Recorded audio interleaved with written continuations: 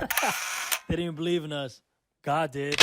Your first go at it will be chaos. It certainly will not be perfect, and it definitely won't be super polished. You'll make mistakes, you're gonna doubt yourself, but here's the part that nobody talks about. It's supposed to be. So this is what the rich teach their children that the low income bracket does not. So when low income families teach their kids about how to succeed in life, they say go to school, get the degree, work the 9 to 5, climb up the corporate ladder, yet the rich are taught how to own the ladder. Well, I mean, that begs the question, right? Like, how do you acquire the ladder? Do you build it, buy it, take it, or run it? The high-income families are sitting down at the dinner table and explaining to their kids how to secure the ladder. So let's just say you want to build it. You got to be the most magnetic person in the room. So here's 5 ways we can use body language to be the most magnetic person in any room. You want presence, like you want to exert command and have ultimate inner control. You got to start with your face, because power begins before we speak. And as a man and as any woman in a business environment, the most dangerous people always look still. When I say dangerous, I don't mean to be a dangerous or violent person. I mean to have the capacity to be able to exert yourself and to be able to take control, not necessarily to hurt somebody, but to have the capacity to do danger. So here's how to hold your face like a boss when you're in a room and flip the switch from insecure to untouchable. I'm talking about neutral face, unreadable eyes. Like, don't smile to please and don't frown to protest. Your face isn't a billboard, it's a tool. The more they can't read you, the more they project onto you. And that's control. When maintaining eye contact, treat it like a scalpel, not a flashlight. Like, don't search around with your gaze, darting from side to side, watching every person that enters the room. You cut, look once, lock, let that person feel it, because the power is in making others uncomfortable with stillness. Number 3, you gotta lower your blink rate. Like, you can't conduct yourself like a nervous or a weak person. So slow down your movements. In a sense, like blink rate, when I say fast, that's like nervous. And a slow blink rate, that's like sovereign. You gotta move like you're already in charge.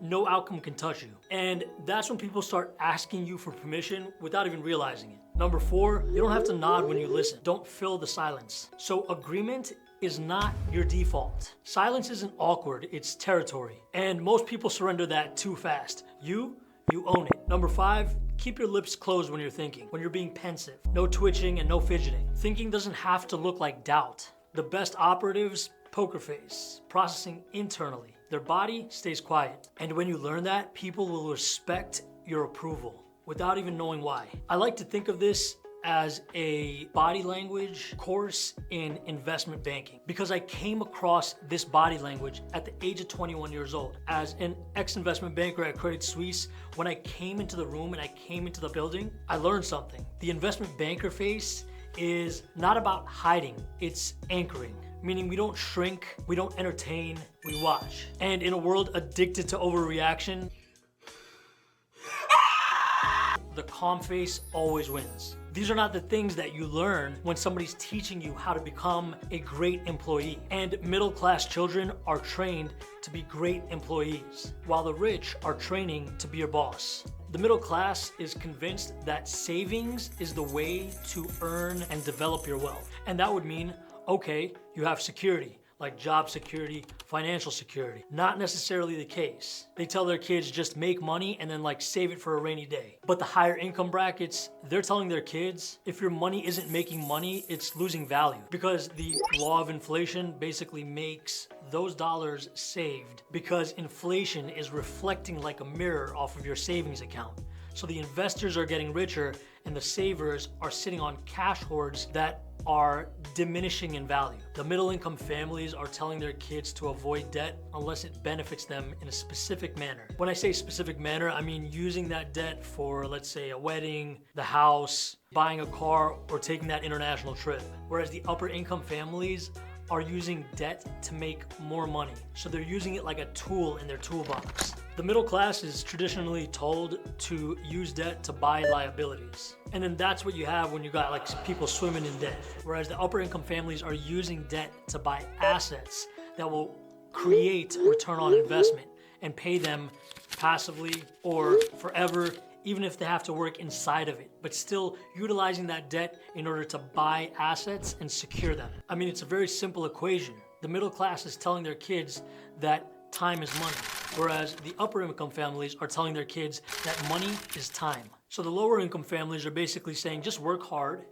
and stick to it and you'll become successful. The upper income families know that they don't necessarily need to work so hard, they can work smart. The upper income know that they don't have to work excessively, but their money does. And schools don't teach wealth building, simply. They teach you how to be a good employee. Sit in the room, follow instructions, report on time, leave on time, bring the same set of tools that you brought, take your place, and pay attention. They hope that you're gonna work really hard for 40 years, put some money in your 401k, stay quiet, and then maybe one day they'll get to stop working. Meanwhile, the wealthy are leveraging other people's time and money in order to get ahead and buy more time of their life back. Not only do they have abundant resources, but they have the freedom and time to enjoy those resources. And that's why the rich get richer. And the lower income families feel like they can never get ahead because they're not playing by the same set of rules. Like straight up, I had to unlearn everything I had learned and been conditioned to know about money in order to get ahead and succeed with money.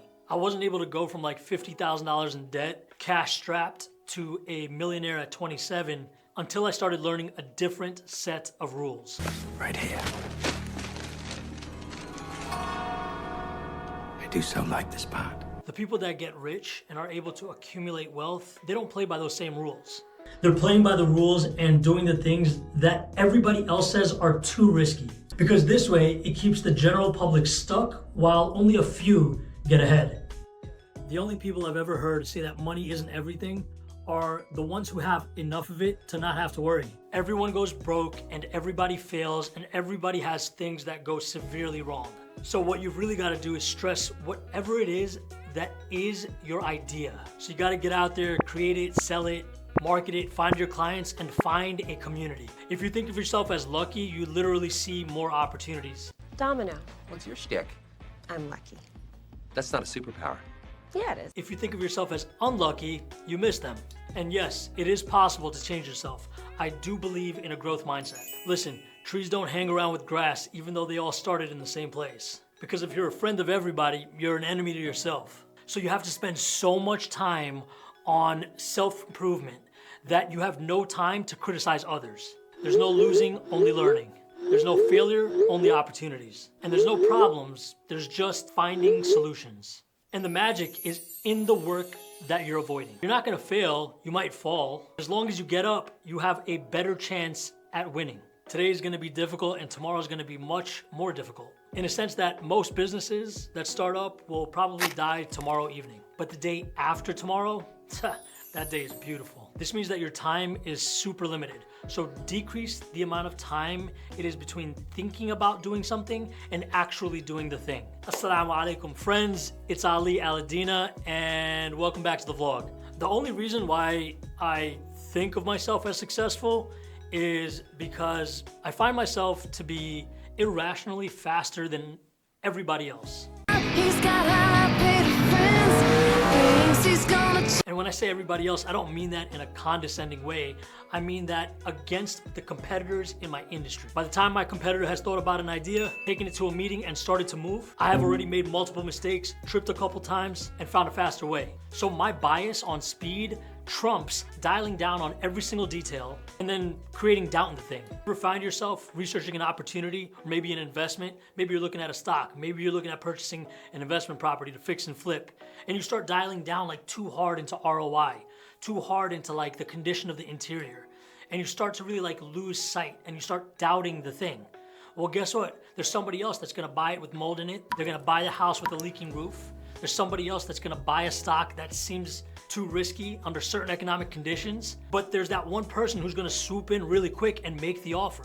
Buy the thing. Maybe they succeed, maybe they fail, but they were able to get to making a decision faster. So you need to have a bias towards action, like decreasing the amount of time between thinking about a thing and doing the thing. Like in my industry, in the trucking industry, heavy equipment, commercial heavy equipment, a lot of people say, I'll get back to you next week. Like that's an absolute BS line. That's where money and dreams go to die. Create a sense of urgency by getting the thing done today or by latest tomorrow. If all you do different from your competition and your peer group is they take a week to get it done and you can get it done in a day, you don't have to be better looking, richer, or smarter. You're just being faster. I'm sure if you look around, you'll wonder why there's such a small number of people that actually become successful. Like, I don't know what the statistic is, but there's a very small percentage of people whose dreams actually become reality. There was a study, it was done in Harvard Business School, which came to a conclusion stating that in the 21st century, all selling will be relationship-based selling, meaning all success in business will be based on relationships. Your very best business interactions are gonna be with the people you like and the people that like you. 85% of your recommendations and referrals are gonna come from people who like and feel good about you. Jumping into entrepreneurship, super risky game. But I guess if you wanna study it, you can understand it from the outside looking in according to 6 stages. So I'm gonna walk you through this. Stage 1, you have uninformed optimism. This is where you see your friend, you see something online, you think, oh, wow, this is a great idea. This person is making money. And you think, wow, this looks like an excellent idea. So basically you have optimism because it looks great. And you see someone else that you consider as a peer succeeding and doing well in it. Oh my God! Wow! But it's uninformed because you don't know what it entails. So then you dive in, learn the fundamentals, and you pursue the thing. Whatever it is, like buying a rental property or buying a truck. Second stage, you get into this thing and you're like, oh snap, this is a lot more than I can chew. I don't know. There's just so many things involved in this. This is like significantly more complicated than I expected. So then you become an informed pessimist.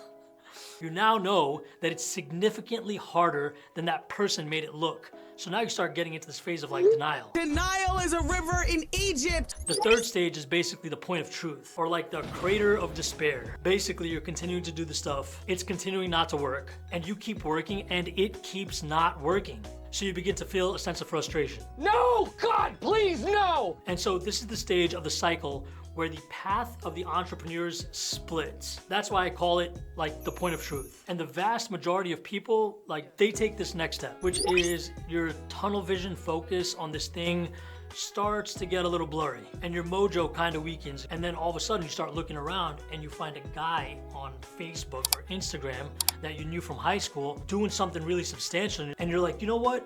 That looks like it works. Let me give that a try. So then this vast majority of people then hop back to uninformed optimism. And then they go boom to informed pessimism and they hit the crater of despair again. And they go on this like infinite loop for 12 months. And they do that for like 10 years. Now the other path after the crater of despair are the entrepreneurs who have staying power.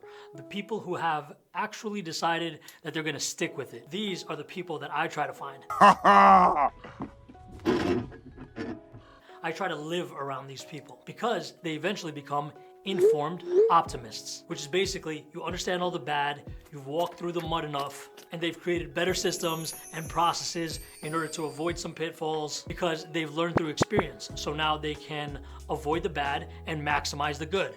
Therefore, optimism. Once you become an informed optimist, you feel the sense of like experimentation. And this is where you start sharpening your decision-making skills. And then once you're there and you stick around for a while, you end up realizing that you're achieving what you once thought was really easy and really fast. Stage 5 is crash and burn, which is falling. Doesn't mean you can't get back up. And stage 6 is acceptance. This is where you have a shift of embracing the change and integrating it into the new normal of how you conduct your life. You accept that being in business is a really tough reality, and you take the good along with the bad, but you start really seeing the benefits. So you begin to feel a sense of achievement. This is what I call boss life.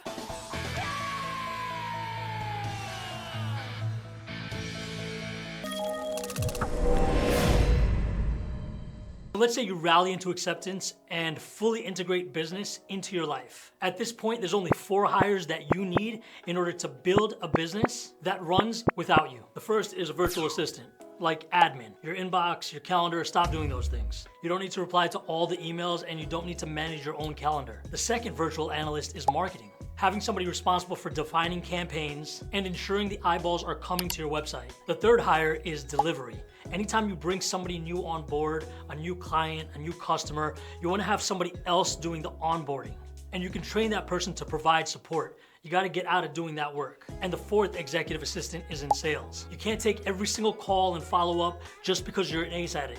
You can definitely teach someone how to sell your product, your service, and your brand. It's not rocket science. Your first go at it will be chaos. It certainly will not be perfect, and it definitely won't be super polished. You'll make mistakes. You're gonna doubt yourself. There will be moments where you start questioning if you're really built for this. But here's the part that nobody talks about. It's supposed to be messy because it's not just about building a business. It's about building you. It forces you to let go of the version of yourself that played it safe, that waited for permission.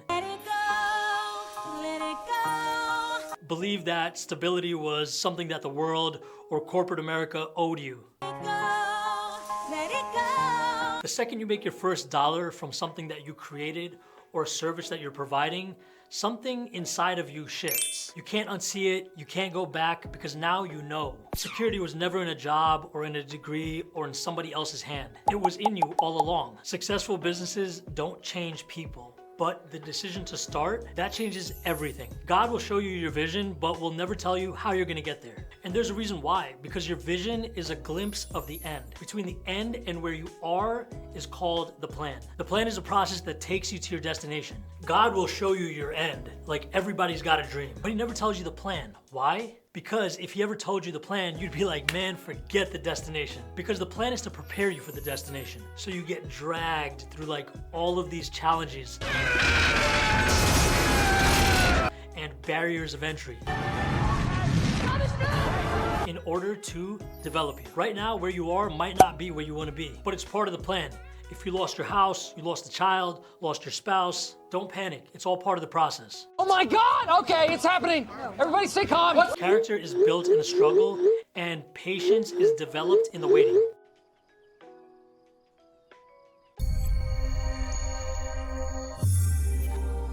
The reason why highly intelligent people don't actually like hanging around other people, and they have to learn how to consistently say no, it's attributed to a couple of different things. As you get to the farther end of the curve on intelligence, there's also some aspect of like being on the spectrum, which means like singular focus, which I think makes a lot of sense. I also think it's because like top performers have to like really narrow their aperture as opposed to widening it in order to have unfair levels of success. So if you think about it this way, how have the best people in any industry accomplished something really incredible? Is it by doing what's average, normal, or shallow? Absolutely not. They go into one segment and they work like 80 to 90 hours a week in it. So they're working double time, right? I guess you could say 40 hours is full time. And typically when you do those things, you narrow your aperture. The whole world and the prior peer group around you simply won't understand. Running a business is like standing at the edge of the Grand Canyon, staring down while chewing on glass. You deal with constant uncertainty and the hardest problems that no one else wants to touch. You become the filter for every unresolved issue. And then fire never really goes out, it just changes shape.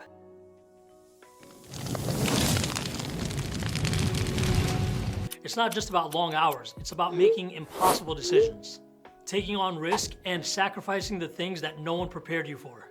And with every level that you reach, the problems get harder. But so does your capacity to face them. You know what's the number one way you could measure if a guy's hungry or a lady's hungry? It's their sense of urgency.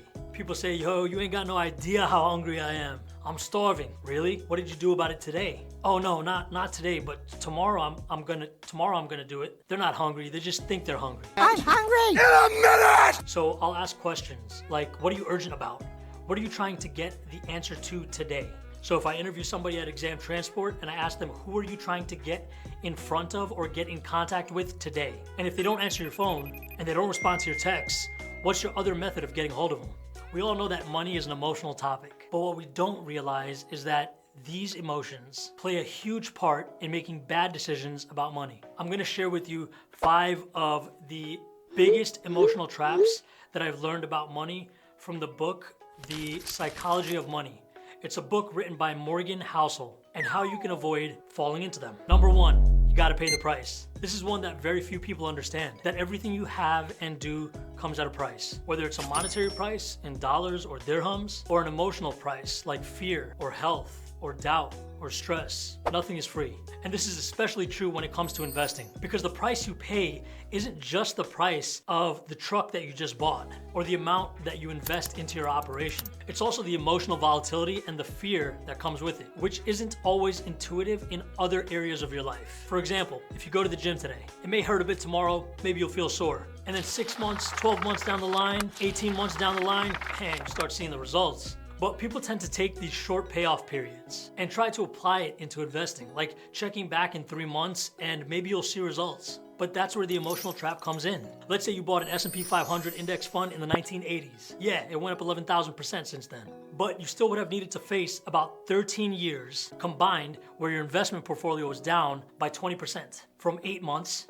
20% from its high, and down 50% for 8 months. It's only after paying that emotional price and sticking it out through those downfalls that you would have then benefited from those compounded results. And the longer that you're able to ride out that volatility, the fear, the worry, the doubt, and you stay invested, the more your money would work for you. And as Morgan says in the book, it's not necessarily about earning the highest returns, because the highest returns tend to be like one-off hits that can't be repeated. It's instead about earning pretty good results that you can stick with, which can be repeated for the longest periods of time. Number 2 is the magnitude of chance. Roll the dice. This was a bit difficult for me to grasp and understand at first. But once you understand it, you'll change the way you think about earning and who to learn from when it comes to making money. There are so many elements that come into play that are outside of our control, and they have a bigger impact on the outcome than what we would have done intentionally. For example, our upbringing, ethnicity, religion, gender, which part of the world we live in, what kind of house we grew up in. Morgan states that one of the reasons why we fail to become successful financially is because we underestimate the role that chance plays in our lives. Ignoring chance or luck is dangerous. I'm in danger. Because many people try to gain wealth by imitating other people who are exceptionally wealthy. We see someone making a lot of money very quickly. We tend to look at that person and say, hey, how does he or she do that? And how can I copy that to be just as successful? But due to the fact of chance, it could be that they locked in at the right place and the right time. So the odds might not necessarily be in your favor. And may the odds be ever in your favor. Morgan used the example of Bill Gates, highly successful, huge net worth. And you can say he built his success because he was super hardworking and very intelligent. But what we don't always think of is the fact that Bill Gates went to the only high school in America that had a computer at that time. And he was literally 1 in a million teenagers who had access to a computer. So having that accessibility to a computer was that chance element. And that element of chance contributed massively to Bill Gates' success. What were their circumstances? When did they do it? What was the wider market like? How long have they done it for? So Morgan explains, instead of focusing on the individual, it's better to focus on broader patterns to maximize your probability of success. So if one person did X to get wealthy and the other person did Y to get wealthy and many people did Z to get wealthy, if you did what many people would have done, you would have a better likelihood of achieving success. Number 3 is wealth is not what you see. It's what you don't see. This is probably the most important one on the list, and one that, as a society, we often fail to see. We are social beings, so it's no surprise that we need social validation. But actually craving for social validation makes us worse off. You're going soft. And the reason why many people fail to achieve financial success is they begin to confuse being wealthy from being rich. Rich people can lack wealth, but we can't see that they do. Their current income is high, so they have the ability to spend on luxury items, like the things that we can see. Number 4 is use money to buy control. This is the lesson that has probably resonated the most with me. And whenever somebody asks me why I'm not spending money on buying this or buying that, it's because my sole intention for making that money is to live the life that I want to live. Using your money to buy more time or more options is a lifestyle benefit that few luxury goods can compete with. And so that's how money buys you optionality and control of your life, much more than our salary or our corporate title or the prestige of some job. Instead, to do what we want, when we want, with the people that we want to do it with. That's one of the things that I think singularly brings the most amount of happiness when it comes to actually having money. It may come with sacrificing on some things for the time being, but it's all in the name of focusing on what is the best value for your money and the bigger ticket items. And that is to create the life that you have always wanted. and having the freedom and control over your time. Number 5 is contrasting narratives. We're all very familiar with this one, but very few of us implement it. We all know that having money and being able to manage it gives you control. But how much money should you have? Well, there are studies that show how an increased income can have diminishing returns on your personal quality of life, like your personal life satisfaction. Because beyond a certain point, money stops buying you further increases of happiness. And that is until you realize what is the goalpost on how much you actually want to earn. And how do you pause there for a moment? The advice in the book is to know when to say no. No. There's a limit to the value that money can bring into our lives. It's about finding the balance between accumulating wealth and preserving what truly matters. Things like your relationship, your health, and your overall well-being. Too often people get caught up in the pursuit of more and more possessions, more success, without taking a step back and considering the potential consequences. And this can cause sacrificing our physical and mental health, damaging relationships, or even risking what we already have and our financial status stability in the pursuit of just making more. And in the book, Morgan gives us examples of how ultra successful people risk everything they have in the pursuit of getting more, and sometimes damage their reputation and lose everything that they have. They risk it all just to get more money that they didn't even need. It's easy to forget this when you're seeing people around you spending their money and all the marketing messages online telling you how you should be spending yours. On the one side, you'll get messages saying that you need to live frugally in order to be rich, and on the other side, it says that you need to save to become rich. And on that side, it's like, you gotta quit your job and be traveling in order to live your best life. And with these contrasting narratives, it's very easy to lose yourself within that. Money up to a certain point will buy you freedom and control. And then after that, the value really needs to come more intrinsically. Know who you are and what matters the most to you. And before I jump and get back to work, because I see a laundry list of unread messages sitting in my Slack, don't tell anybody anything until it's done. Let success make the noise. There was a guy I once knew. Quick story. He bought 3 used trucks for my fleet, and he got $1 million contract in trucking. And obviously that's a massive thing. He was excited, he told all of his friends, all of his relatives, and all of his family. 2 weeks later. After buying the trucks, they replaced him with someone else. I was able to help him land another smaller contract in order to keep the trucks rolling, but things didn't work out for him the way he expected. But jealousy is a real thing, and that energy can severely impact your miracles and what you manifest and what you pray for. So let your success make the noise. Because what feels better? Telling everybody and getting everybody around you excited, and all the while you're just ruining it for yourself? Or moving in silence and actually getting the thing done and securing the bag? Thank you so much for watching, and see you at the top. Peace.